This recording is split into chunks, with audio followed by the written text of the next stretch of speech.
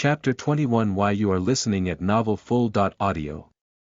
Tacy's eyes searched for Xavier and sighted the young man standing not too far off with his arms folded across his chest and a sullen look plastered on his face. There was no need for words, his facial expression was mere evidence of the fact that he had been listening in on her conversation with the group of elderly women. She needed no prophet to tell her that Xavier wasn't pleased with the tale at all. Not one bit. She strolled over to him and stood by his side as they both took time to process what they had both heard. As expected, Tacy was the one who broke the silence as Xavier was clearly still broody. "I guess you caught all that, huh?" The young man brooding by her side nodded slowly in affirmation. "Quick question though, why exactly do these people reason this way?" Xavier's question caught her off guard, so she raised her eyes quizzically at him. Not sure where he was going with it, she asked cautiously for clarification. "What do you mean? Isn't it clear enough that this woman is the victim and the abusers are the orcs? Why aren't they all going on a rampage in demand for justice? And more importantly, how is it that they blame the woman for something that was clearly not her fault?" Tacy was very much surprised by Xavier's take on the matter. This wasn't what she had expected from him at all. His thoughtful insight to such a common domestic matter showed just what kind of man he was. His questions weren't for show, they lacked the performative element that was typical of men who pretended to be allies of women. Xavier's view on the issue was unbiased and showed true objectiveness. It was a refreshing break from the misogyny and patriarchal way of thinking that was the norm around here. Tacy sadly shook her head as she explained to Xavier the way things worked around here. "You speak fine words, Xavier. Truly you do. But social justice around here is a joke. Don't worry, if you hang out here long enough, you'll be sure to understand the inner workings and why the people are like this." Xavier stubbornly shook his head in disagreement. "I highly doubt that, Tacy. I can't understand the thought pattern of these people, so it's safe to say that I can never get used to seeing things the way they do." As Xavier and Tacy remained standing on the curb, the crowd all around them started to disperse as late evening slowly faded into night. Unwilling to acquiesce, Xavier continued to stand his ground. He was completely repulsed by the whole scene. It reeked of social injustice and oppression. These were two things that Xavier just couldn't stand. He continued his philosophical sparring with his female companion with renewed vigor. "A lot of things are just wrong with this entire case. But I think the thing that ticks me off the most is just how complacent and narrow-minded these people are. Why exactly do they reason the way they do?" Tacy obliged him. "Things must be pretty different from where you're from, Xavier. You're forgetting first above all things that she is a woman." Xavier cut in before she could finish. "What does that have to do with anything? She was the one wronged, wasn't she? And last time I checked, the offenders were orcs." Tacy didn't think she could be any more shocked than she was at Xavier's strong argument. He was putting things into perspective in a way that she had never dared to view before. Much like every other member of the town, the young girl had come to accept the way of the town without even trying to question the status quo. It had taken a complete stranger to shake of the complacency and awaken to a whole different side of things. Sensing that his words were finally gaining ground on her, he confronted her with one particular thing that had been nagging him since he began to think on the state of affairs of the town. "Riddle me this, Tacy. Hunters exists to hunt down vicious creatures who step out of line, right?" Tacy could tell where he was going with this, so as she obliged him, she began preparing his own explanation right away. Xavier pressed on with his question tactfully. "Can you explain to me why the higher-level hunters haven't collectively embarked on a hunting expedition to exterminate these self-indulgent orcs? I mean, the next victim could very well be their wives or daughters." Xavier genuinely didn't understand why this issue hadn't sparked an outrage. Especially since he had witnessed firsthand that the town had a natural inclination for violence and hostility. Tacy listened to him make his point before she went on to explain as best as she could. "You misunderstand. First off, hunting is a profession, not a duty. Secondly, orcs are much more difficult to kill off. Individually, a single orc is a major problem. The smallest could weigh about 170 pounds and stand up to 6 feet above ground. This piece of information didn't faze Xavier one bit. He countered her, that should not a problem at all. Especially for high-level hunters with enough experience. She shook her head disapprovingly. I was speaking of just a single orc, Xavier. Then she paused for a second before sadly releasing another trait that was typical of orcs. It is a known fact that orcs move in groups of up to 7 or sometimes 50. They are vicious, unruly, boisterous creatures that prey on the weak. Because of the strength and confidence they have in their numbers, hunters usually steer clear of them. Xavier listened closely as Tacy divulged this piece of information. He had set out earlier in the day with the objective of gathering as much intel as he could about this town and its people. So far, he had managed to learn a whole lot in a day thanks to the young waitress with him. Xavier's thoughts soon turned to the government. How come the government doesn't send troops to overcome the orcs and put them in their place? He didn't even bother to voice out his concerns because he knew that the politics and intricately delicate details surrounding the borders was something that would never truly be sorted out. Border disputes was something that he was all too familiar with. As a solider and as a member of the Special Forces units, his missions included covering his nation's borders. He had fought at the border before, so he knew more than anyone that it was always a dicey situation. A streetlight came on overhead and Xavier caught the sad expression on Tacy's face. He realized he had been too deep in thought, that he completely missed the sad tone in her voice when she spoke about the orcs. He took a deep breath and tossed a personal question at her. Why are you still here, Tacy? Why haven't you relocated to a safer place to live? His question completely altered the course of their conversation. Tacy was a bit taken aback, but she leaned into the mood anyway. She mumbled her reply quietly, I am an orphan with no one, Xavier, so you see that it's not that simple. Xavier didn't butt in this time. He allowed her to continue. Her voice thick with emotion, she narrated her story to Xavier while trying to be brave about it. You know, I was supposed to have been sold as a slave, but the old man saved me from that harsh fate. He took me in instead and offered me an opportunity to make a decent living as a receptionist at the underground exchange. As she dropped that last part, she struggled to rein in her emotions. It took all her willpower not to whimper as she spoke. Xavier said nothing. He simply stared into space as he took in all Tacy had revealed to him. That day, he didn't just learn a lot of facts about the town, he learned about its soul as well. Its soul was the people. People like Miss Mary, people like Tacy. After they had both said their goodbyes, Xavier wandered back to his hotel in deep thought. He had a lot on his mind after spending a whole day with Tacy in his mind. From the beginning of the day right up to the very end, Xavier had been bombarded with tons of information that had been communicated to him both directly and indirectly. He pondered on the different pattern of thinking that was prevalent here. He thought on the issue of the different races and what its impact had been like on the common folk. The death of the raped woman was a typical example.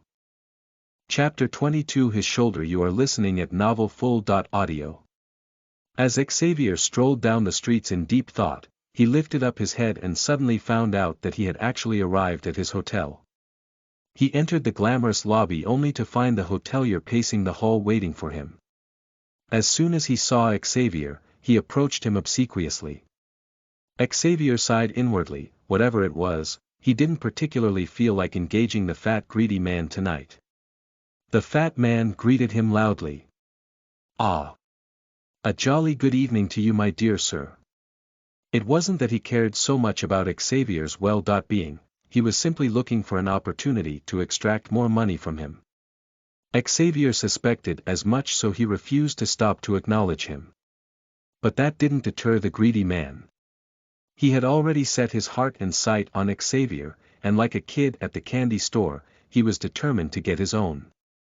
He walked brusquely side by side in order to keep up with Xavier's long strides as he stated his purpose. You see, sir. The money from yesterday only covers 2 nights and 2 meals. If you'd like to stay longer, perhaps we should negotiate a much longer deal. Arriving at his door, Xavier took out a single gold coin, tossed it at him and banged the door, leaving the businessman on the other end shocked. Although Xavier didn't know it, the money would cover his stay at the hotel for up to 6 months. The night passed like every other and Xavier awoke the next day with still no new mission. Xavier gradually began to spend more time with Tacy. Over the next few days, Tacy spent more time with Xavier in her spare time. Even though she did most of the talking each time they were together while Xavier simply kept mute, Tacy was simply glad to be in his presence and in his company. Xavier learned a lot about the town from her incessant talking. On one of those days, when he waited for his next mission from the system but none came, Xavier strolled down to the underground exchange and watched Tacy work from one of the tables. As he watched her, he also observed some of the other characters in the underground exchange. The place was a hub for hunters. All levels of hunters came here to fraternize with their fellow colleagues and as well as look for paying gigs in their own levels. They could be loud, unruly, and uncivilized. Xavier just couldn't understand why they simply couldn't conduct themselves in a decent manner. On his own, and separate from the rest, Xavier was estranged from the rest of the hunters. He generally kept to himself and the others avoided him like a plague. Word of him and what he had accomplished had gone round, so everyone knew that it was a death wish to entangle themselves in any kind of affair with him. But unfortunately, even though he didn't know it at the time, one of them was going to be the unlucky one who would incur Xavier's wrath at the time. The thing with jerks is they almost always come in packs. The unlucky fellow was seated at a table with 3 other young men. They were playing cards and drinking when Tacy came over to clear the table. A mischievous look was exchanged by the dude in particular and the other man opposite him. A silent amusement/inside joke was understood immediately. The unfortunate fellow's eyes followed Tacy's movements like a hawk. He timed his move brilliantly and dropped his cup just as she reached for it. Tacy didn't think much of it. She saw it as clumsiness on the part of the semi-drunk man and bent down to pick it up. As she bent low, the full arch of her backside came into full view of the pervert. His eyes glowed like the embers of a budding flame as one thought filled his heart. Trembling with burning lust, the pervert instantly reached out with his 2 of his dirty hands as if he were plucking a fruit, and grabbed the buttocks of the waitress. Feeling the unsolicited groping of the man's hands on her body, Tacy jumped up, instinctively recoiled with disgust when she turned around and saw the ugly pervert smiling gleefully. Xavier, who had been watching the whole scene from the onset, watched curiously to see how Tacy would respond to the sexual assault. He knew she had a fire in her and he hoped that the pervert would give the bully what he deserved. But much to his surprise, Tacy simply walked away from the table without even uttering a word. Xavier sat at his table fuming with rage at the sick display uncouthness demonstrated by the bully. Xavier's anger multiplied when he saw how the others were cheering him on instead of rebuking him. There and then, he made up his mind to teach the bully a lesson he would never forget. Xavier made sure he marked his face so that he could remember him even in the dark. Completely unaware of the salacious retribution that awaited him around the corner, the poor fool kept gyrating with his friends well into the evening. Xavier was a very patient man. He waited and soon, one by one, the little group started to disband. Finally, Xavier thought to himself, I am really going to enjoy this one. Xavier knew that it would be unwise to confront him here in the open. So, he followed him as he staggered out of the underground exchange into the streets, and finally into a lonely corner. That was when Xavier emerged from the shadows like a creature of the night and pounced on the unsuspecting man with a sharp blow to the ribs. It was already night and the alley was bare of any human activity. With no source of light, the bully couldn't see his attacker. It only enhanced his fear. Xavier spared no strength, he struck his jaw in a 2-move combo and the bully slammed his head into the wall before collapsing on the floor. Xavier used his thick boots to kick him in the stomach some more and melted away into the streets before anyone could identify him. The next day, while Xavier and Tacy were together, Xavier asked her the question that had been nagging him, "Tacy, why didn't you defend yourself yesterday against that pervert?" "Come on Xavier, you know how women are treated around here." Xavier protested, "But he touched you inappropriately." "It's nothing Xavier, I have seen far worse fates befall waitresses like me," she said dismissively. "I have a good job here because of the old man's kindness and I am grateful for that. I can't afford to jeopardize that." Xavier took in her reply and ruminated on it deeply. It wasn't just what she said, it was also how she had said it. So dismissively, almost as if she had already given up hope that things could ever change for her. The unmistakable sadness was hard to ignore. What was even sadder was the fact that she had come to accept this as her fate. Like nothing could ever change for her. For the first time, it dawned on him that this was actually a feudal society where women were not rated as first-class citizens and were not allowed to speak. Here, strength was the only thing that mattered. Even now, he knew that if he wanted to have her on the table, no one would try to stop him because it would be seen as normal. He remembered Miss Mary who had hanged herself because society had shown her no pity. Everyone saw it the norm. The weight of all of this bore down on Xavier's chest. He felt like the mythical Titan, Atlas, who carried the world on his shoulder. Chapter 23 Her Angel. You are listening at novelfull.audio. The situation of things weighed heavily on his mind for days on end. Xavier, who was always consumed with his missions, was so consumed by his own thoughts that he completely forgot that the military system even existed. Time passed, but Xavier didn't seem to pass with it. With every sunset and sunrise, Xavier was plagued by the knowledge of oppressive environment which his new friend the waitress had found herself in. He thought deeply on the unfair quandaries that faced her every single day, as well the fact that she remained powerless against her situation. Xavier absolutely hated oppression. He detested tyranny in any and all forms it took. Right now, it irked him that he couldn't do more for the oppressed class in this world. It was too late for people like Miss Mary who had paid the ultimate price for the society's folly. But Tacy was alive and she was the one person whom he could actually help, given his own meager resources and limited power. So, the thoughtful young man drafted the ideal plan. He nurtured it for days and mulled over it before finally putting it to action. On one of those particular evenings when he hung out at the underground exchange as he waited for Tacy to finish, he finally made a move to act out his plan. While Tacy wiped down the counter, Xavier surprised her with another one of his famous bombshells. "Tacy, I want you to come over to my hotel after your shift this evening." Tacy's face immediately turned red. She blushed so hard that Xavier had to inquire if she was okay. "Are you all right? Is this a bad time?" The young waitress fought to maintain her cool. Her rosy red cheeks diverted all the blood on her face that her facial muscles refused to allow her open her mouth to speak. Xavier was always surprising her with his questions and requests. One would have thought that Tacy would have been used to it already. But Xavier was unpredictable. Each time, it genuinely seemed like he kept inventing new innovative ways to sweep her off her feet with his doings and words. The mental image her brain had conjured up was a logical one given the way Xavier had thrown the question to her. Xavier was a man, so she had been expecting this from him, but even when he made a pass at her, he was coldly perfect. "I don't know about that Xavier," she replied softly as she avoided his gaze. "I mean, I hardly know you that well." "Oh, come off it, Tacy. We are practically friends now." A part of Tacy recoiled at the way Xavier casually threw the word friends. She was crushing hard on him, and she hoped they would be more than that soon. Trying to be coy, Tacy replied him elusively, "I am not saying yes, but I am also definitely saying no either. Let's just see how it goes."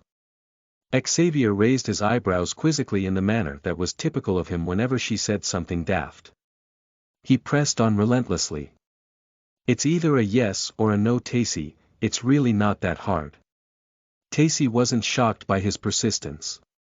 Just as she was about to cave in, Xavier teased her further, "We both know I am your only friend Tacy, so quit the jibber-jabber and tell me already."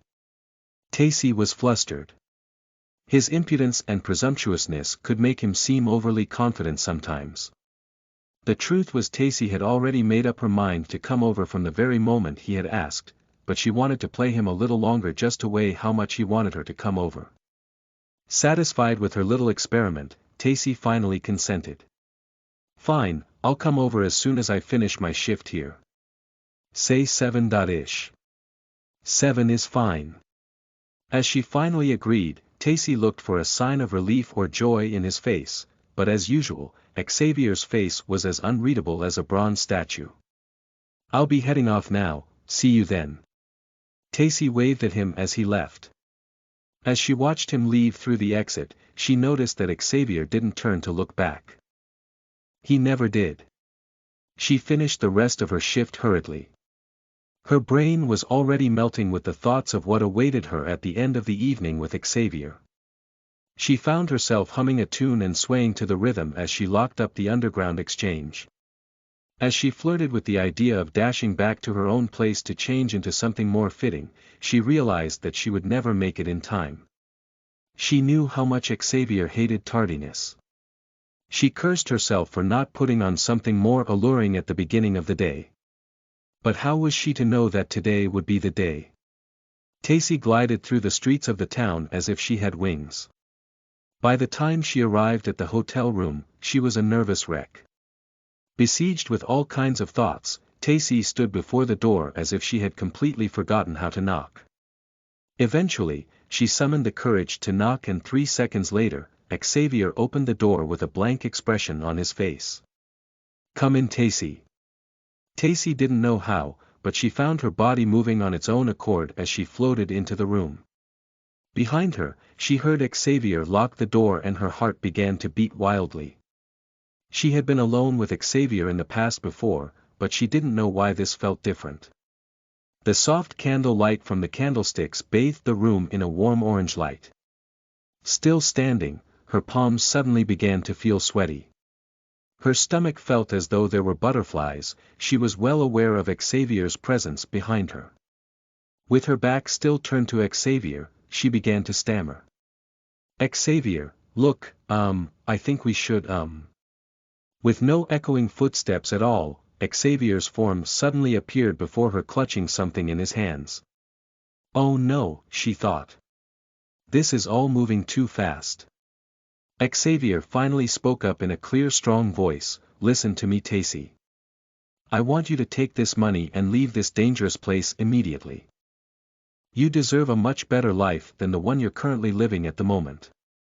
You can start all over again in a much better place." Tacy was sure that at that moment, there wasn't anyone in the world who was more confused than her. She looked closer at the package in his hands and recognized it instantly. It was the same envelope that contained the gold coins she had personally delivered to Xavier by Caden's orders. She knew that even if she worked hard all her life, she could never amass this much fortune. She looked at the gold that Xavier had handed over to her and swallowed hard. There was no doubting the fact that she could spend the rest of her days very wealthy with this much money. She couldn't believe what was happening to her. This was the type of offer that only came to people in dreams, and yet, before her very eyes, it was manifesting beautifully. Struggling to find the right words, she lifted up her head from the gold and discovered that she had been all alone in the room for quite a while. Xavier had left long ago and left her to her dream. Tacy was stunned. Xavier was her angel after all.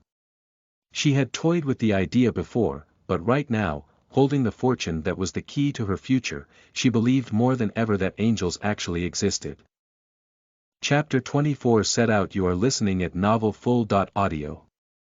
As Xavier exited the building, he was driven with the unquenchable thirst for justice.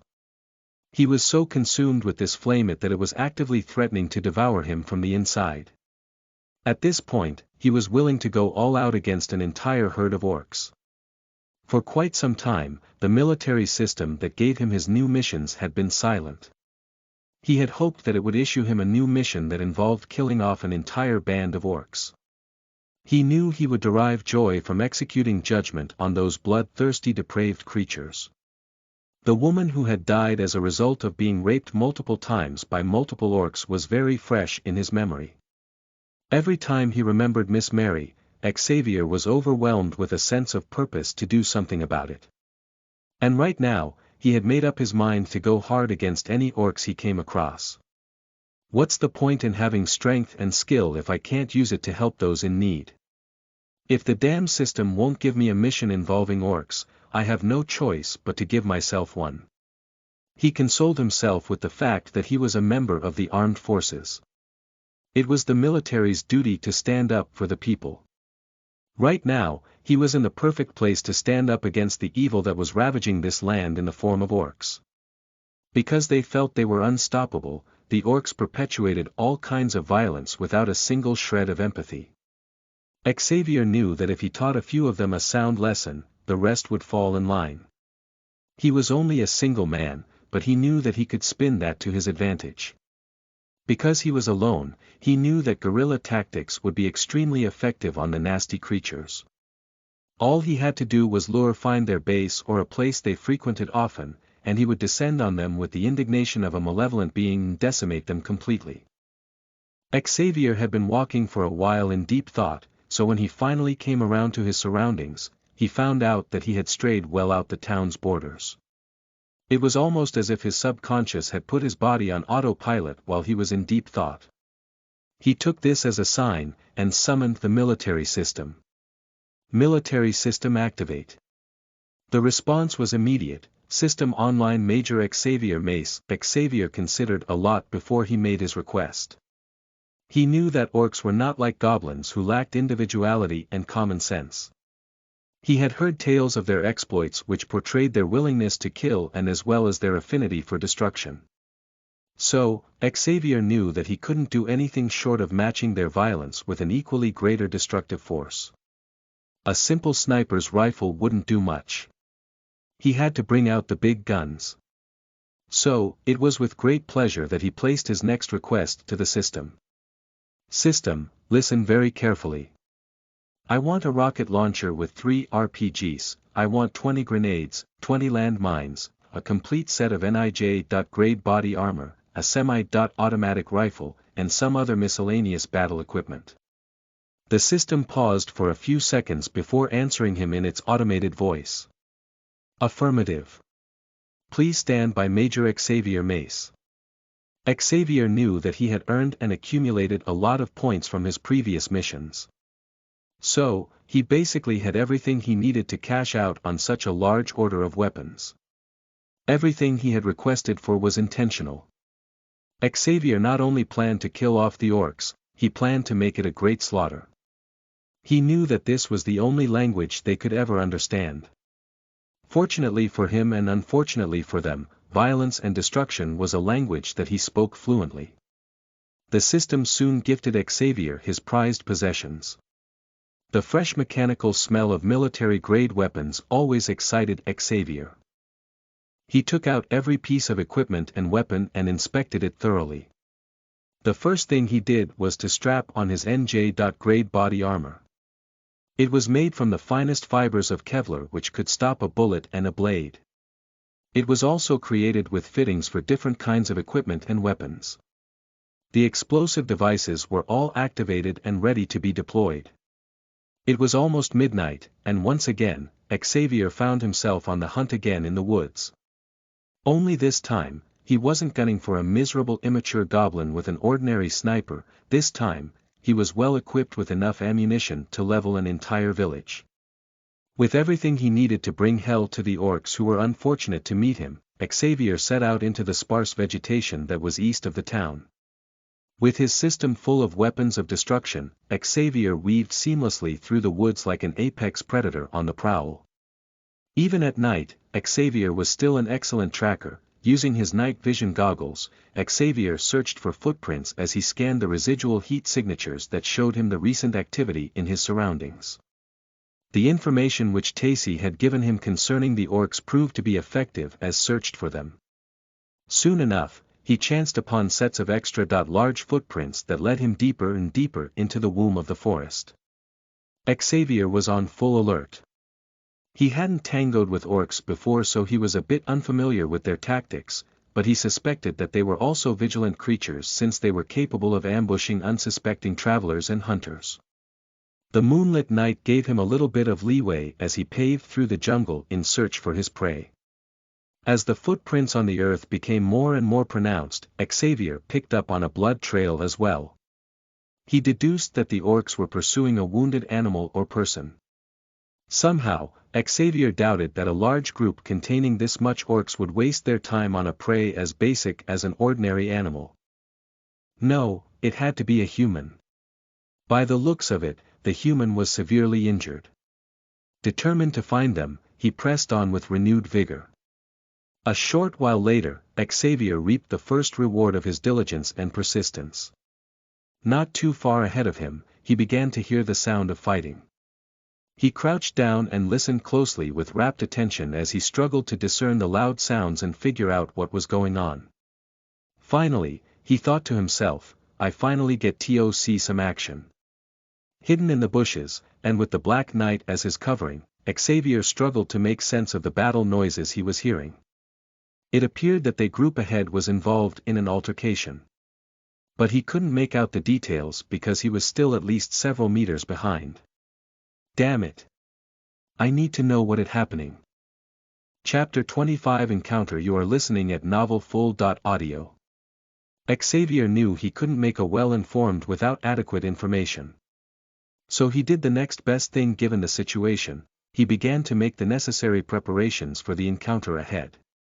He guessed there might be several orcs to handle at once, and since there was a human involved, Xavier couldn't just bomb them away to the Stone Age as he had initially planned.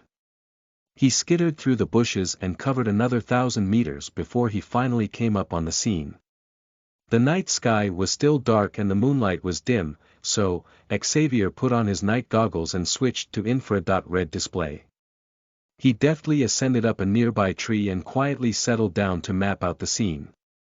From there, he watched with hawk-like eyes the event on the ground below him. It turned out that the battle he had thought was raging was actually long over. Sprawled on the ground in haphazard formations were the dead bodies of several human soldiers. There were at least 24 corpses. From the height Xavier stood, even he could tell that the battle had been a fierce one. The very terrain itself had been changed as a result of the intense battle. Trees were battered, branches were broken, and the stench of fresh blood soaked the earth and seeped into the air. The bodies of the fallen had been gored as their entrails spilled out of their guts. It was clear that the soldiers had fought valiantly given the whole situation of things. He was a soldier, so Xavier could tell. Xavier averted his gaze from the dead and shifted his focus from the casualties to the other forms he saw. Standing at approximately 10 meters ahead of him and far away from the dead bodies, the orcs that Xavier had been hunting for all this while came into the full view of his orbit. He had never seen an orc before. Since this was his first time, he took his time to drink in every detail about them. The first thing Xavier noticed about these creatures was their size. The orcs were freakishly huge and crazy tall. Unlike the moderately sized goblins whom Xavier had slaughtered before, the stature of these orcs made them look like mere sheep. Where the mouths of the orcs were supposed to be, were massive tusks that resembled those of a rhinoceros. The orcs had the form of men, in the sense that they could walk uprightly. They also had 2 hands and 2 feet. But that was where the resemblance ended. Their torsos were as thick as tree barks and their chests were nothing but pure muscle and fat.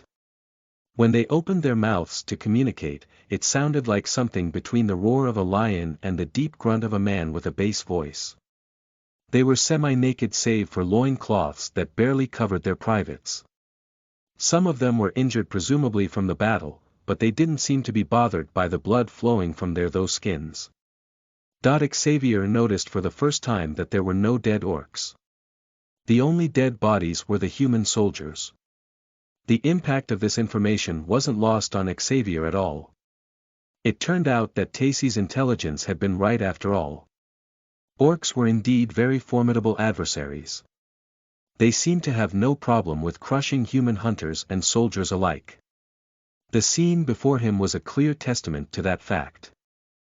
Xavier was exceedingly glad that he had brought along his explosives, otherwise it would have been a real trouble having to slice them up with ordinary blades. He could easily end them by simply throwing a few grenades in the midst. He sighed inwardly at the thought of this whole thing ending so quickly. It seems like this may actually end much sooner than I anticipated. He reached into his vest to pull out a handful of grenades when a small movement caught his eye. There were someone right in the middle of the orcs, and it seemed to be alive. The orcs had formed a circle, so their towering frames had blocked out what appeared to be the figure of a slender human woman. They were all looking her menacingly as they grunted mockingly. Xavier's anger came back again in full force as soon as he remembered Miss Mary, the woman who had hung herself as a result of the shame she had suffered at the hands of the orcs who had raped through virtually all her organs. And now, it seemed like the orcs were about to replicate the same thing with the poor woman. Seething with rage, Xavier took off his night vision goggles to get a closer look at the woman. The lady was dressed in a white gown that had been torn already. Even under the pale moonlight, Xavier could tell that she was a real beauty. The golden locks of blonde hair on her head shone despite the encompassing blackness of midnight. Her full heavy breasts poured out generously from the torn gown. She was lying on the ground helplessly and trembling, so a good portion of her thick luscious thighs were out in the open as well. She was slender in limbs and in the waist, but that was where her slenderness ended. Every other part of her vivacious body was well proportioned. Xavier noticed all of these gifts from nature which the young woman was endowed with. But unfortunately, so did the orcs. Whimpering and trembling, the poor girl was well aware of what was to come next.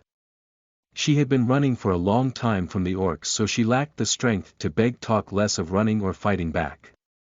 One of the orcs, a bigger and meaner version of the rest, stepped forward and closed in on the girl. He grunted something to the others. Apparently it was funny, as the others grunted in what sounded like encouraging laughter. With his massive arm, he reached down and pinned the girl down to the ground by clutching her throat. With his other hand, he fumbled beneath her gown and thrust his thick, fat, stubby fingers into the tender regions beneath her thighs. She, poor girl, cried out like a cornered animal. Her scream cut through the stillness of the night. He dug his fingers deeper and watched the girl scream some more before he removed his fingers from her and tasted it with his mouth. It drove the creature into a frenzy. He adjusted his position and lifted up the loin cloth to reveal an extremely long, fat, beastly cock with screaming veins that resembled the biceps of a man. With the girl still on the ground and with his hand still on the girl's throat, he climbed up to her face and beckoned her to suck him off. With tears stinging her eyes, she shook her head defiantly. The large orc roared, swung his axe and took off the head of an already dead soldier not too far away. The beautiful girl had no more strength left in her, but somehow, her body responded instinctively to the brute display of strength by screaming out her lungs. She felt so dizzy from screaming so much that she gave in. Her pain seemed to excite the others. It seemed the more she screamed, the more it turned them on. The savage creatures were already preparing themselves to enjoy the human beauty. The most powerful among them would have their way first, the others didn't mind at all. The girl was horrified when she saw that all the orcs surrounding her had already taken off their loincloths and had already begun stroking their rock-hard cocks in preparation for the drilling that was to come. The young beauty closed her eyes. She knew that she would probably bleed to death before all of them were done with her. She knew that by the time the last orc penetrated her, the orc would be sleeping with a cold corpse. Chapter 26 Shot. You are listening at novelfull.audio. Xavier had chosen a very good vantage point that had gifted him a kind of godlike view of the whole situation. He wasn't typically an emotional guy, but for some reason, he was triggered by this entire situation. This time, he decided he wasn't going to suppress his emotions. He made up his mind to make ample use of the anger that had been building up in him ever since he heard about the orcs and what they had done. He was a smart man, so he knew that jumping into action was the surest way to automatic failure. More than anyone, he knew that critical thinking and strategic planning were the two pillars of a successful mission. So, he assessed the whole situation from the perfect point of view. Xavier watched every single orc keenly and noted their mannerisms, their body movements and their weaknesses. At the moment, one thing was clear to Xavier about the orcs: the genitals of the orcs had completely repressed and dominated the part of their brains that controlled their reasoning.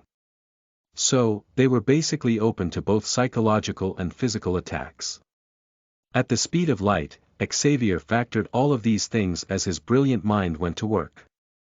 After going through his options, Xavier made up his mind to use one of his favorite tactics: terror.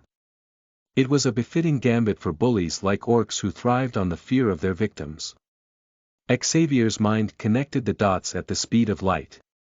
He had the element of surprise, as well as the added advantage of superior weaponry. As much as he desperately wanted to blast them to bits with a few hand grenades and maybe one RPG, Xavier knew he couldn't. He had to save the beauty in the midst of the orcs who were getting ready to split her in half with their massive organs. Xavier knew that he needed to act fast, so he thought of the perfect weapon for the situation. The sleek slender sniper's rifle. Once again, Xavier had to assume the role of the angel of death. It wasn't his favorite move, he actually preferred close contact methods. But right now, this was the ideal thing to do given the delicate situation. He had to slaughter the orcs, but most importantly, he had to save the girl. Still crouched in the trees above, Xavier called out the system in a voice that was barely above a whisper: "Military system activate." As usual, he had responded promptly: "System online Major Xavier Mace. System get me an assorted fully loaded sniper's rifle pronto." The military system didn't disappoint. It responded accordingly: "Roger that, Major. Please stand by for weapon deployment." True to its word, a fully loaded automatic sniper's rifle appeared right beside Xavier. He reached for it carefully. Not wanting to make any sudden movements that could potentially give away his position, Xavier carefully sat up and set up the tripod stand for maximum efficiency. He then expertly placed the slender but dangerously powerful rifle on the tripod stand and balanced it properly. He didn't forget the silencer, it was his ace in the hole. He fixed it on the far end of the rifle where the bullet was discharged from. Satisfied with his setup, Xavier crouched low, fixed his left eye on the scope and settled on the orcs. He counted 7 of them. Xavier adjusted the lens a little bit and zoomed in closer until he had settled on the forehead of the leader of the orcs. The despicable creature had a horrendous look in his eye as he anticipated being sucked off by the beautiful woman before him. It never crossed his mind even for a split second that he was in any danger at all. As the leader lowered down his fat ugly cock onto the girl whose mouth he had forced open by squeezing her skinny throat with his powerful arm, Xavier's lens finally settled on the side of his head. Judging by the circumference of the tip of his rock-hard cock, it was very clear that it wouldn't fit into the wide-open mouth of the devastated blonde girl, but the orc simply didn't care. Even if he had to split her jaw in half and ram the full length of his bulging cock right into her mouth and right down her throat, he was still going to pleasure himself with her mouth. The orc groaned. It was partly because the tip of his cock finally made contact with her lips, but it was also because at that very moment, 2 4-inch bullets had silently penetrated his skull in quick succession in the dark. As his brain shut down, he struggled to make sense of what had happened. It was all so sudden that even he didn't realize he was dying. It was all over in under 3 seconds. With his hand still gripping the full length of his massive erection, he tumbled over to the side and collapsed, hitting the ground with a loud thud. It was only then that blood from the bullet wound began to bud like a budding flower. The others weren't quite sure to make of what they had just witnessed. They hadn't seen or heard the bullet, neither had they sensed any threat nor did they see anything that suggested that their leader had been killed. Humor was almost non-existent among their kind, so it didn't even cross their mind that this was some kind of joke. They were very confused. It was only when they inched closer to find out what had happened that they saw the blood. One of them grunted something in their language to the others, and the others were instantly on high alert. The dramatic shift in the dynamic of the mood was interesting. Only just a minute ago, they were all huddled in a tight circle, stroking their cocks in anticipation of devouring the beauty blonde sprawled out on the ground before them. And now, they were on the edge of all-out chaos as they fought to make sense of where the attack had come from. The blonde girl had kept her eyes closed all this while. Even when the large orc dropped to the ground right beside her, she had still stubbornly refused to open her eyes.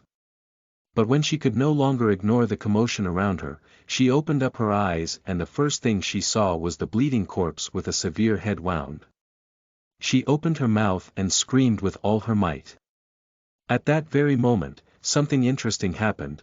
Xavier had been struggling to lock in on a target as they were all moving haphazardly. So he released the shot anyway, hoping one of the orcs would get caught by a stray bullet. His wish came true, but in the most unconventional way. As if guided by a divine hand, the bullet had pierced through the scrotum of one of the orcs and violently ruptured one of its testicles. Hot searing pain shot through his entire body. As if in sync, he screamed out violently just as the young girl also screamed. Chapter 27 Hunting. You are listening at novelfull.audio. For the others, that was the wake-up call they needed. They all ducked behind a large tree as they cowered in fear. Their terror was greatly enhanced by the fact that they couldn't detect nor sense the source of the attack. The orcs had gotten pretty familiar with the fighting tactics of the human hunters. They knew that human hunters generally just avoided them rather than initiate contact with them. Most times, the hunters simply went around them if they sensed orcs up ahead. So, they thought they were dealing with a much higher and much advanced race. This terrified them. They hadn't seen any movement nor had anything, and yet, two of their own had been smitten. The roaring pain of the orc whose scrotum had been destroyed filled the ears and hearts of the other orcs with ominous doom. When the orc scampered into hiding behind the tree trunk, Xavier instantly recognized that his vantage point had been compromised. He assumed that they would stand their ground against him and emerge from their hiding place once they smelt or detected his presence. So, he began to prepare to evacuate and find a more suitable ground to bring the battle in his favor. Xavier stood up from where he had been crouched as a sniper. Before he dropped down from the tree, Xavier remembered that he was yet to finish off the whimpering orc clutching his genitals. Xavier knew that had to be more flexible or else he would run the risk of losing them. So he quickly picked up the few supplies he needed and chased and weaved in and around the jungle floor like a ghost haunting a sacred ground. Even if Xavier could be seen, the naked eye would have a seriously difficult time following his movements. He was adept at becoming one with his surroundings. He blended in as one with the jungle. Like a cheetah on the prowl, he jumped over hurdles and closed in on his prey with an impressive speed. In a series of unfathomable and undiscernible movements, Xavier managed to circle round the cowering orcs. It was an extraordinary feat. With no prior knowledge of these woods, Xavier had masterfully turned the game in his favor by doing the impossible. He was now hunting the apex predator in its own habitat while craftily concealing his presence completely. Xavier's maneuvering soon came to an end. He found the perfect spot that gave him a decent line of sight of the orc he had initially shot in the testes. It was a hollowed-out space between two trees that provided him with covering and at the same time, the ideal high ground for a sniper to operate from. Quicker than a logistics expert, Xavier expertly set up his tripod stand and once again set up his sniper's rifle as he honed in on his target. He deftly adjusted his scope and scanned the environment for his prey. He didn't search for long. He found the culprit crawling on all fours on the floor of the jungle. He was grunting in a horrible tone that showed he was in deep pain. But that only encouraged Xavier. He took a deep breath and shot twice. The first bullet struck his chest and passed through his heart. Blood spluttered immediately. With his pain now doubled, the ugly orc Sui rang through the black night with severe pain resonating in his voice. The next bullet shut him up for good. Xavier shot him through the back of his skull and he slumped immediately. It was a clean shot. The others were not too far off. They were all huddled together in silence hoping that their attacker would pass them. From where they hid, they had both seen and also heard the loud cry of their fallen comrade before he suddenly went silent. The terror that overcame them was paralyzing. The confusion was even worse. This spurred them on even more. Just a short while ago they had been the hunters, and now, the hunters had become the hunted. The remaining 5 orcs trembled greatly. There was no spirit of camaraderie amongst orcs, so they didn't think twice before abandoning both their dead leader and their dead colleague who had clearly been in a lot pain. Terrified, the cowardly orcs dashed out with extraordinary speed that one wouldn't expect from creatures of their size. Their heavy feet thumping the ground, they ran out with amazing speed as they ducked and fled the invisible arrows from the invisible enemy. Their fear knew no bounds. As creatures who had always been at the top of the food chain in their own habitat, they were used to having their way. The feeling of being hunted down was new to them. The orcs had never fled before because they hadn't met anything or anyone that could put them to flight. It was unnatural for them to run for their dear lives. But still, they turned in the opposite direction and ran from the encompassing unknown terror that was steadily creeping up from behind them. The air was one of panic and pandemonium. Much to his surprise, Xavier discovered that he had severely overestimated the orcs' willingness to fight. Through his night vision goggles, he watched them flee northward without even bothering to check out the enemy. Xavier wasted no time. He had to change his tactics to an all-out assault. Psychologically, they were unbalanced. They were running from an enemy who didn't need to make contact with them before he could kill them. This terrified the hell out of them. So, they tore through the jungle at lightning speed. Any other hunter would have been satisfied with killing just 2 orcs. But Xavier had never been the one to allow an enemy slip through his hands, especially when he had the arsenal to decimate them. He had been trained to be thorough in whatever he did. So, Xavier knew that he couldn't very well allow those 5 get away. Xavier tinged with excitement. This was starting to get really interesting for him. He wasn't a big fan of chasing down his enemies to finish them off, but something about this felt right. The orcs were pretty savage predators who were known to prey on the weak, especially humans. They were also lustful creatures with a predilection for matured human women. It was sickening just how much joy they derived from drilling just about every available hole in the female anatomy. Xavier couldn't but think that this was a fitting end for these lustful predators. It was poetic justice that they would die in terror as they ran for their dear lives. Chapter 28 Chasing. You are listening at novelfull.audio. As he charged after them, Xavier flirted with the idea of launching an RPG at them with his rocket launcher. No doubt, it would make his work easier. But that would have been too easy. Xavier wanted to hunt them down and watch the light go out in their eyes as he snatched their soul like a death god with the cold end of his steel. He thought of the perfect weapon for this particular hunt, and decided to go with the AR.15. It was the perfect automatic rifle that was built for close and mid-range killings. It was also perfect because it had an inbuilt silencer. So the AR.15 could talk in the dark without being seen or heard. He picked it out of the duffel bag and slang it over his shoulder. He stuffed 5 clips of live ammunition into his combat trousers and charged after the 5 cowardly orcs.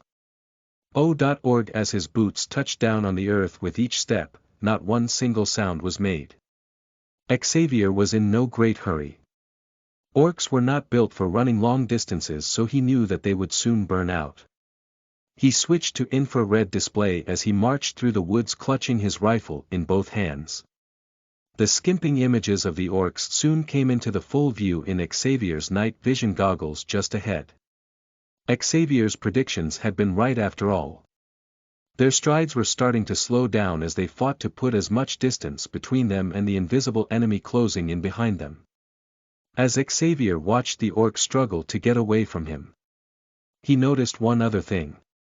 Wow, these are some really dumb creatures. How is it that are they still together? Xavier wasn't exactly thinking about how good their sense of camaraderie was. In fact, it was the polar opposite. It made no sense whatsoever that they had chosen to band together in flight. The most sensible thing to do at the time was to split up. This would greatly increase their chances of escaping and at the same time, make it harder for their pursuer to capture and kill them. By all count, it seemed that they lacked the basic intelligence that came with ensuring individual survival. Xavier was stunned by their complete and utter lack of tactfulness. Their abandonment of simple logic told him all that needed to know about their level of intelligence. Just a short while ago, as they surrounded their victim in preparation of the serial raping to follow, Xavier had observed a certain cohesiveness in them. At the time, it suggested that they were more than just beasts. The sinister way in which they had teased their prey made it seem like they were also adept at psychological warfare. But it turned out that Xavier had been completely wrong. Their intelligence couldn't possibly be compared with that of humans. Xavier didn't dwell too much on the foolhardiness of the orcs fleeing before him. Either way, he was determined to use their tactless and thoughtless nature to his advantage. He had to finish them off now that they were still together. He also recognized one factor that was glaring. The fact that they stuck close to each other as they ran suggested the fact that they were extremely terrified. And because of their terror, they sought the false comfort that came with being surrounded by their own kind. At this point, Xavier was practically one with his AR.15. With his right forefinger clutching the trigger, and his left hand holding on to the outstretched end of the weapon, Xavier forged ahead through the woods with a confident stride and with the intense aura of a killer on the hunt. It was still pretty dark, so he had on his night vision goggles that gave him a pretty good image of the orcs scuttling ahead of him.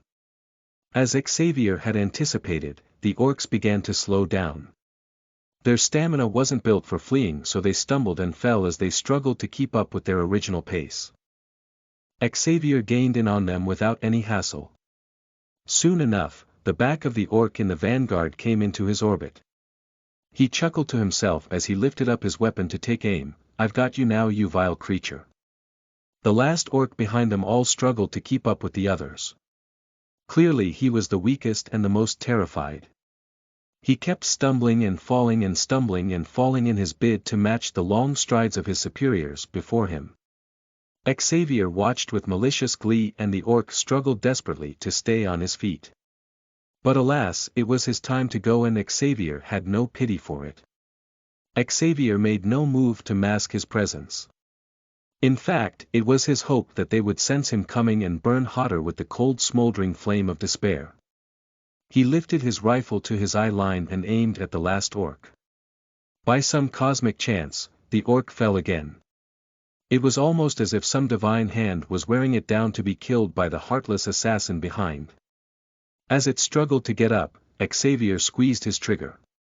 The bullet silently flew through the rustling leaves and struck the unfortunate creature at the back of its neck. Like an animal caught in a trap, it yelped and slumped to the ground, never to rise up again.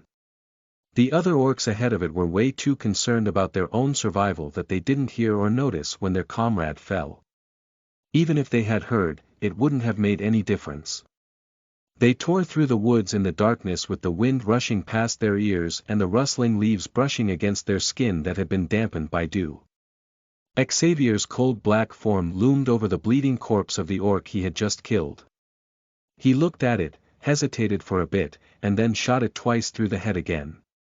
"Can't take any chances with these damn things. You'd better stay dead, you ugly bastard." Satisfied, Xavier pressed on to the others. In no time, he came up behind the already fatigued orcs. Xavier knew that they were running on fumes. To the orcs, it felt like they had been running for 7 days. Their lungs were devoid of rest. And yet, their fear of death spurred them on. Xavier lifted up the cold steel of his rifle, and in the same manner, he eliminated 2 of the remaining 4 orcs. Each time, Xavier made sure to pump their dead bodies with live ammunition. He sprayed bullets at their heads and made sure to splatter their skulls so much so that they would be unrecognizable. It wasn't just for killing's sake, it was a premeditated move. In the future, Xavier wanted any other orc that chanced on their decaying corpses to wonder and be afraid. He wanted them to be aware that there was a predator out there who enjoyed decimating them and their kind. He wanted them to know fear for the first time. Xavier wanted them to know that he was coming for them. These were his thoughts as he emptied entire clips of live ammunition all over the dead bodies of the corpses. Having killed off the other orcs, Xavier was confident in the fact that if he continued in this same manner, the other two would be finished way before sunrise. After killing the third to the last orc, Xavier turned in the direction of the other two. Chapter 29 Dawn. You are listening at novelfull.audio. The remaining two quickly realized that they were the only two left alive. They were thrown into deep confusion. They didn't even know when the killings had taken place, and this troubled them greatly. What puzzled them the most was that there hadn't been a single sound that suggested a battle had taken place. Orcs by nature had no understanding of the word stealth. To them, the only way to kill was by ravaging and by physical destruction. It was virtually impossible for them to imagine killing any other way. So it really spooked them that something could kill them and not be seen. To them, it was an invisible malevolent entity soaring above in the skies that was killing them with sorcery. To the hopelessly ignorant orcs, there was countering this enemy that couldn't be seen. The only way was to simply run and hope that the others behind would get killed first while they made their way to safety. So far, this plan had worked for the remaining two. But, to the second orc, it was beginning to dawn on him that he had run out of orc-shields. He knew that he had to make an executive decision and fast, or he was going to be next. So, primitive instincts took over. He stretched out his massive hand with all his power and brought down his axe on the shoulder bone of his unsuspecting comrade. The pain and the shock blended together in one colossal wave and brought the dumbstruck orc to the ground. The other orc pressed unhappily, thinking he had gotten away by sacrificing his comrade. Xavier, who had been watching the orcs closely, was taken aback by the cowardly action taken by the orc.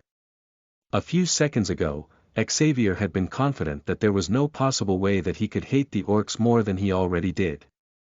Totally disgusted, Xavier cursed under his breath, "Shit. These orcs really are the worst. This is definitely the worst possible character a beast can exhibit. Betrayal and cowardice is totally unacceptable." It was now clear to Xavier that the orc would do anything to survive, even if it meant killing its own kind. Xavier made up his mind to waste the orc in the meanest way possible. So, Xavier immediately made the disloyal orc his priority. It was ironic because the orc had done what it did in a bid get away from Xavier's wrath. But unfortunately for it, its plan had backfired. The orc's foolish decision had proven to be counterproductive, and it didn't even know just how much its cowardice had angered Xavier. The orc congratulated itself on having accomplished its mission. As he ran, he decided to turn back with the hope that he would see the result of his proactive decision. Much to the orc's horror, it discovered that Xavier had completely ignored the injured orc and was now gaining fast on him. This particular orc was even more cowardly, more terrified of Xavier than the others who had died. It was this fear that had kept him running ahead of the others during the hunt. It was this same fear that prompted him to strike down its own comrade. So, what happened next wasn't entirely surprising. The orc's next action was consistent with its character as a pathological coward. Realizing that there was no hope whatsoever, the orc stopped running abruptly and dropped to its knees in surrender. Xavier noticed this and slowed down his pace. He approached the kneeling orc carefully with his rifle stretched out and his finger on the trigger. He wasn't going to allow a vile creature like this get the jump on him. The orc was confused. It couldn't quite make out the figure before him. Xavier's all-black battle gear and night vision goggles made the orc think that he was a different breed entirely. He soon began to speak and roll out incomprehensible words in quick succession as he kowtowed to the demon clad in black before him. The orc's words bore no meaning to Xavier. The dialect was not in the least familiar to Xavier. As he struggled to make sense of the strange speech, the military system stepped in to assist, and automatically, the translation of the orc's speech flowed in Xavier's ears. "Please spare me, O terrible one. I am but a lowly creature and I do not deserve to die. If you will spare me, I promise to."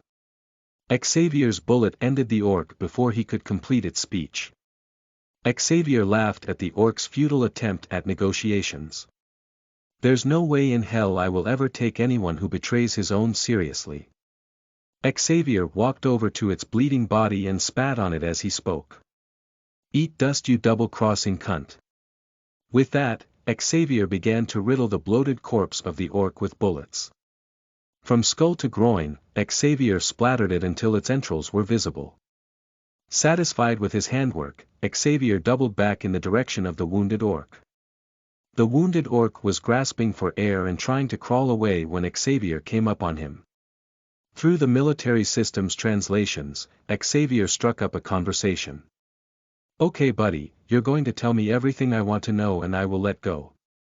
Where is the home base of the orcs?" The orc was surprised that the demon before him could speak the dialect of the orcs. He was so dumbstruck that he stayed mute. Xavier was in no mood to be toyed with. So, to show that he meant business, he shot the injured orc in the knees. The pain raged through him as if an entire mountain had been rammed into his knee. The orc began to talk immediately. "Okay. Okay. The main stronghold of the orcs is in a valley, about 20 miles southeast from here." Xavier looked at the orc questioningly. "You do not want to mess with me right now, trust me. You know what happens if you're lying, right?" The orc cried back, "I swear I am." Xavier shut the orc up with a bullet between its eyes. He was satisfied with the answer he had gotten. Having successfully accomplished what he had set out to do, Xavier finally allowed himself to breathe freely.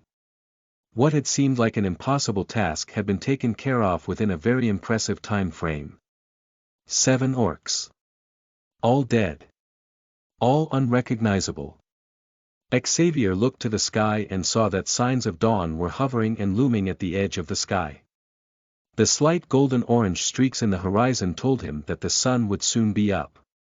As he contemplated his next move, he suddenly remembered one key detail that he had very nearly forgotten: the beauty with the golden hair whom he had left behind as he pursued the orcs. "I better go get her," Xavier thought to himself as he turned in the direction where it had all started from. "I hope she's still there though, the poor thing must be in shock." Xavier doubled back and picked up his pace. He hoped that another misfortune hadn't befallen her since he had left her behind to go kill off the orcs. He cut through the woods as he retraced his steps. A few minutes later, he arrived at Ground Zero. Chapter 30 Adelia. You are listening at novelfull.audio. To his surprise, Xavier found the young beauty sitting on the floor and clutching her knees in the middle of the dead bodies. She was completely still. Frozen in place like a bronze statue, she stared into space with a disturbingly blank expression on her face. Xavier couldn't blame her. He knew that given all that she had witnessed only a few hours ago, the young beauty was probably in shock. She would probably have nightmares for a while. But there was no doubting the fact that she definitely wouldn't forget about this particular night in a hurry. Xavier stood afar off as he wondered how to approach her. It was clear that her fear had caused her to space out. So, she wouldn't hear him as he came up from behind her. He also knew that because she couldn't hear him, it would be like he had crept up on her and the additional shock could cause her to faint and probably send her into a coma. Xavier assessed the situation and knew that his best bet would be to announce his presence by calling out to her from afar as he approached her slowly. So, Xavier took a deep breath and called out to her in his best impression of a non-threatening voice, "Hello there." Xavier's loud voice broke the stillness of the open clearing. His call did the trick on the young girl. She was pulled out of the sea of deep thoughts in which she had submerged her mind. Life returned to her face as she instinctively jerked her head in the direction of the voice. At first, she was glad to have heard a human voice, but she was taken aback when she saw the sinister form of Xavier in his all-black attire and a rifle slinging from his shoulder. Xavier saw her face and instantly knew that she was about to scream. "Damn it," he cursed inwardly, "what is it about me that makes people so scared?" The young girl opened her mouth and let out a deafening scream. Xavier lifted up his hands reassuringly and approached her gently. "It's okay, young girl. You don't have to be scared, all right. I have killed all the orcs, so you're safe now." At his last statement, the young girl calmed down a bit. She was very much still shaken, but she at least seemed to be getting her cognitive functions back. As Xavier came closer to the young girl in white, he was taken in once again by what he saw. It turned out that he had been mistaken when he had thought of her as a young girl. No, this was a grown woman. The closer Xavier got to her, the more he appreciated just how stunning she was. She was indeed a beautiful woman by every standard. Aside from her ethereal milk-like complexion that made her seem like a glass of milk, the first thing that struck Xavier was her endearing facial features. To him, she resembled a goddess from the ancient statues he had seen. Her high cheekbones, her perfect lips, and even her burning black eyes contributed to her allure. Xavier didn't miss the perfect yellow locks of hair that fell from her head to her waist like a golden mane. It didn't happen too often, but Xavier was smitten. Her face, hair and complexion were one thing, but her body was a whole other thing. Her slender limbs were in direct contrast to the fullness of her body parts. Even as Xavier gazed at her, he found himself taken in by the sexually charged atmosphere around the strange woman. Her voluptuous breasts hung out of her semi-torn gown, and in response to the cold morning air, her nipples stood out firm and strong, bursting against her gown. Her thick luscious thighs blew out of her otherwise slender tummy like an hourglass. With the beauty sitting on the ground, as Xavier stood above her as she looked back at him with those eyes and with one arm covering her overflowing cleavage, Xavier finally understood why those orcs were driven into a sexual frenzy. He understood why they had killed off all those other soldiers just so they could have their way with her. The image of the orc digging his fingers into the tender unexplored regions between her thighs flashed through Xavier's mind. He finally understood. The beauty suddenly spoke, "Thank you for saving me, kind stranger." Her voice was soft and silky and it came out of her mouth like smooth whipped cream. Xavier found himself struggling to focus to hear what she was saying. "I am just a humble maidservant in the palace of a ruler. I do not remember how or why, but as I was passing through this area, I was attacked violently by a band of uncivil vagabond orcs." Her voice trembled a bit, and then gradually, it broke into a sob as she recounted in a sorrowful tone what had happened to her. The more she spoke, the deeper Xavier sank into the warmth of her aura. He could spend all day just staring at her. It was impossible not to get lost in her ethereal beauty. Even a logical, mission-driven mind like Xavier could attest to the unfathomable glow and inaudible song of the siren before him. As she narrated her ordeal to Xavier, he noticed that there was a certain vulnerability about her that was almost sensual. Xavier was faced with a dilemma. Since he had gotten the orc's base, his original plan was to head there immediately and launch an all-out assault. He had enough ammunition to execute them without even breaking a sweat. But right now, he was worried about the safety of the beautiful woman before him. If he left her, there was every possibility that she would be raped bloody by any random band of orcs that may chance upon her. These woods were their territory. It wouldn't be an unlikely event that they might patrol the woods once again.